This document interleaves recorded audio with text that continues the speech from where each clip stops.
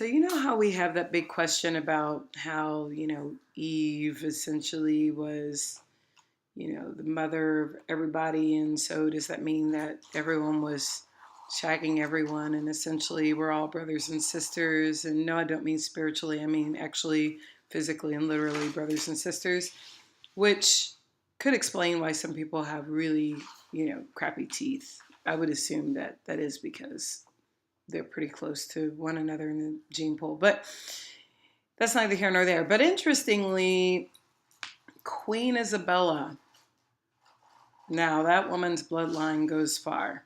So what I have learned in the last 24 hours of trying to hurry up and finish my homework before 10:59 tonight is that essentially Queen Isabella, yeah, she is the mother of modern Spain. She was pretty awesome, actually, in that she ran most of Spain, and Ferdinand was just there running Aragon, and she's like, okay, well, we've been fighting for so long, let's go ahead and unite these two areas. So that's what they did. So they united the two areas, and that was all good, and everyone loved it for the most part.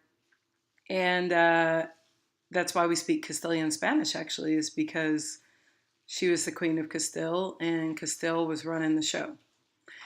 But interestingly, her children, there were four, and her four children were essentially sent out to go create all these allies because no different than today, everybody hated France. And so they went out to go form their allies. And so that's exactly what they did. So they formed their allies and went to Austria and England and to other places. And the cool thing is that her daughter ended up becoming Henry VIII's wife, who you guys probably know is Catherine. And her other daughter, Juana, ended up becoming married to Maximilian, the then emperor of Austria. And then they had a kid, and that kid was Charles, who ended up becoming the king of Spain and the emperor of Austria, and pretty much ran everything. So it was pretty interesting. So Spain was a real threat back in the day. I have to say I'm very pleased with how much I've learned that they were actually threatening things, because in the United States with American education, we would be led to believe that the Romans did everything when in fact Carthage did a whole bunch. In fact, I'm still angry over people not telling me that story. That's another recording. But anyway, Spain did a lot. Spain offered a lot, and Spain was a huge threat.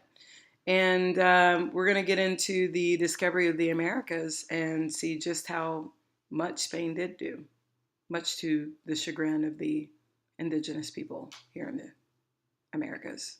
But again, another story.